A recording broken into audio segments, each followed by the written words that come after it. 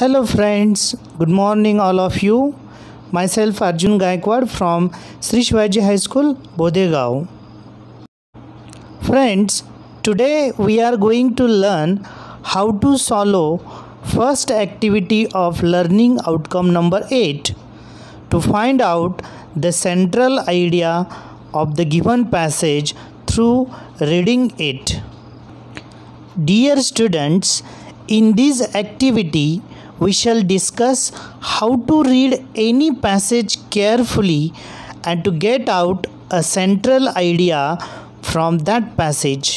विद्यार्थी मित्रांनो, आजच्या या व्हिडिओमध्ये आपण शिकणार आहोत की एखादा दिलेला पॅसेज तो काळजीपूर्वक कशा प्रकारे वाचावा, तो समजून कशा प्रकारे घ्यावा आणि मुख्य म्हणजे त्याची सेंट्रल आयडिया काय आहे, तो कोणत्या विषयाशी संबंधित आहे हे आपल्याला समजले पाहिजे.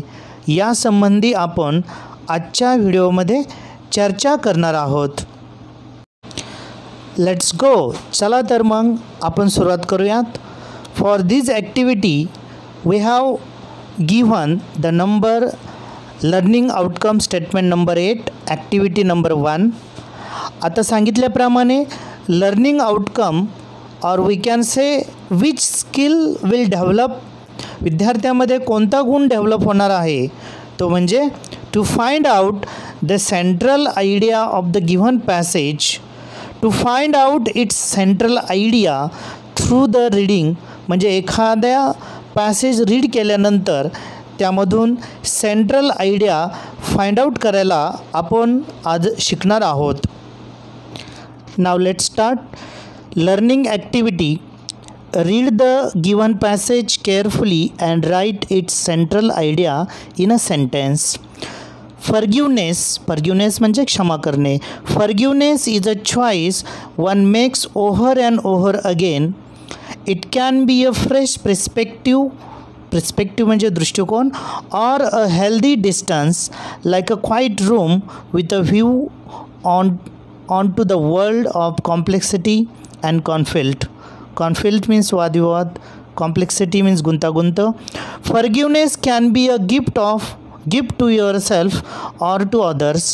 It may be something you receive, but it can also be a quality that describes a relationship where one must be capable of self-forgiveness in order to forgive others. या ठिकाणी पूर्ण पॅसेजमध्ये एकाच शब्दावर जास्त जोर दिलेला आहे आणि तो शब्द म्हणजे फॉरगिवनेस. तुमच्या लक्षात आलं असेल की हा जो पॅसेज आहे त्या पॅसेजमध्ये कशाविषयी माहिती दिलेली आहे. What is the central idea of this passage ते आपल्याला फाइंड आउट करायचं आहे.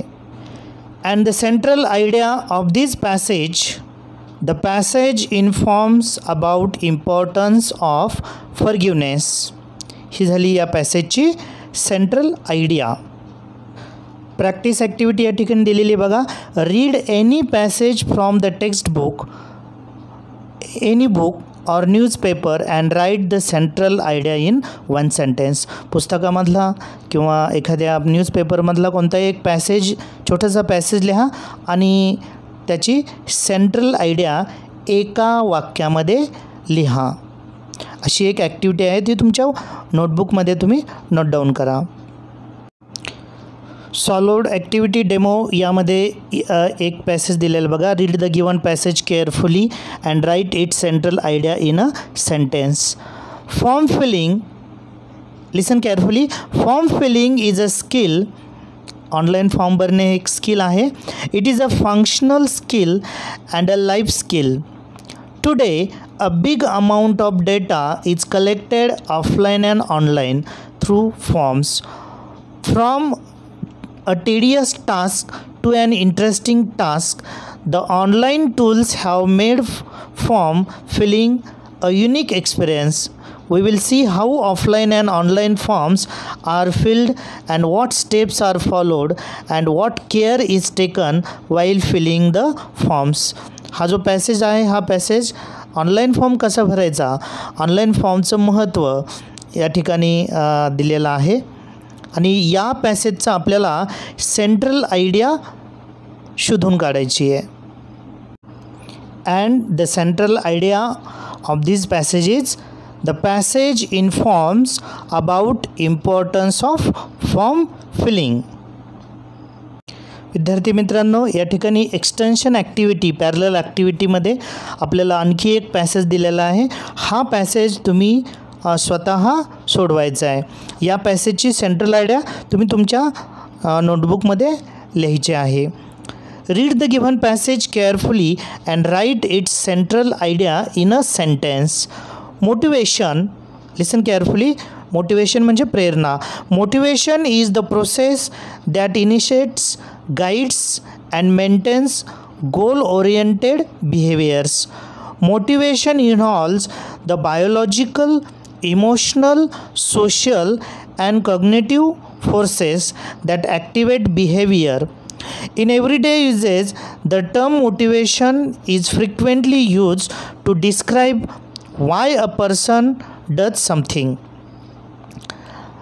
या ठिकाणी या पॅसेजमध्ये एकच शब्द वारंवार आलेला आहे. बघा, तुमच्या लक्षात आलं असेल की हा पॅसेज कशाविषयी आहे. तुम्ही याची central idea easily find out करू शकता. Okay, thank you friends.